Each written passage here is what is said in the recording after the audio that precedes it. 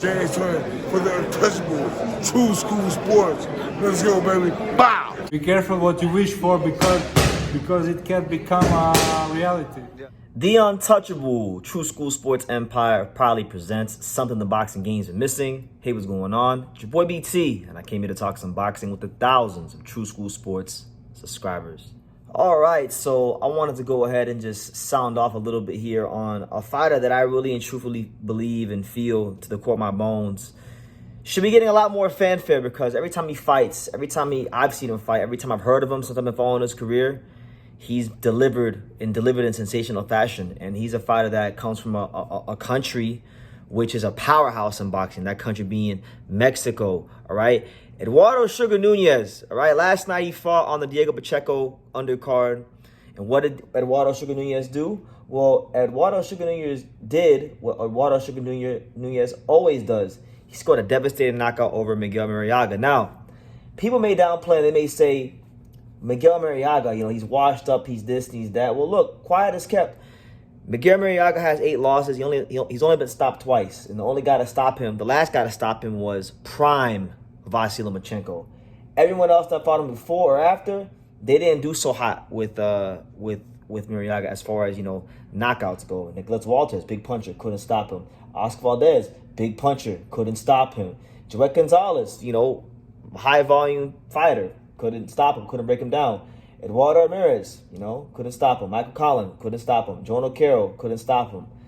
So there's been some names that have fought Marriaga and beaten him, soundly, but not, knocked him out. So not only did Nunez knock him out, he knocked him out in 6 rounds, and Marriaga, although he's not a world beater, this is a guy that knows how to survive and is crafty at that world-class level, taking guys a distance and making them have to work. It wasn't no working. It was a short night at the office. So to me, that is a bit of a statement there from Eduardo Sugar Nunez. He's 28-1. All his wins are by knockout. So he got that cement, he got that concrete, he got TNT in his hands. And I think he needs to be taken more seriously, because now with that win, he continues to maintain a position as the IBF Mandatory challenger to the belt at 130, which, he's been mandatory for a little bit of time now. But, like, for example, Joe Cordina didn't want to fight him. Joe Cordina didn't want no smoke with Eduardo Sugar Nunez. Nothing, sir. So now he's the mandatory challenger for the winner of this month's upcoming fight on the 21st between the newly crowned champion Anthony Kakachi and Josh Warrington. And truth be told, I think Eduardo Sugar Nunez knocks both their blocks off. It's just a matter of, is he going to get the fight? Is he going to get the opportunity to show the world what he can do at the world championship level? Because honestly, there's a lot of fighters in boxing over the last couple of years that have proven to be Mexican hype jobs, like Jaime Munguia, guys like him.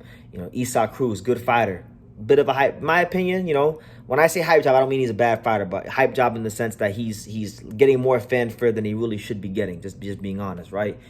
This is a guy in Sugar Nunez who I feel, if there was one fighter from Mexico that I would love to see get the whole country of Mexico behind him and galvanize the boxing community and get them together, it's this guy, because of how he fights and the punching power he has, and he's not just a power puncher. He's smart about how he goes about his business. He's very crafty and clever at setting up his shots. So it's the IQ that sets up the bricks, But I want to see him get that belt, and then God willing, he become champion this year, and I want to see Eduardo Sugar Nunez against the likes of, Vaquero Navarrete or Robinson or Lamont Roach.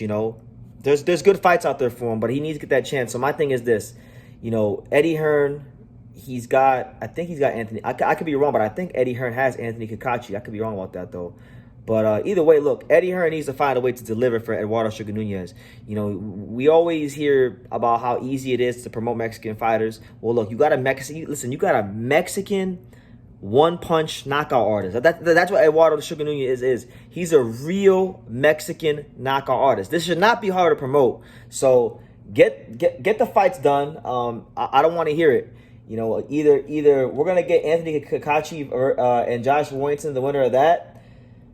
for the title, or Anthony Kakachi can vacate, or Josh Warrington can vacate, and Nunez could fight the Japanese fighter Masanori Rikishi, and they can go ahead and duke it out for the vacant belt, because Nunez is 1, 2 is vacant, and Rikishi is 3. So that's really how I feel, because I'm watching him fight after fight, and he's fighting good guys. You know, last fight he fought Shavkat Rakhmonov, the former champion, beat the brakes off him. You know, stopped him. Hard guy to stop too. You know, then he fights Marriaga, a crafty, wily veteran who only prime Lomachenko has ever stopped, and this guy's had a damn near 40-fight career.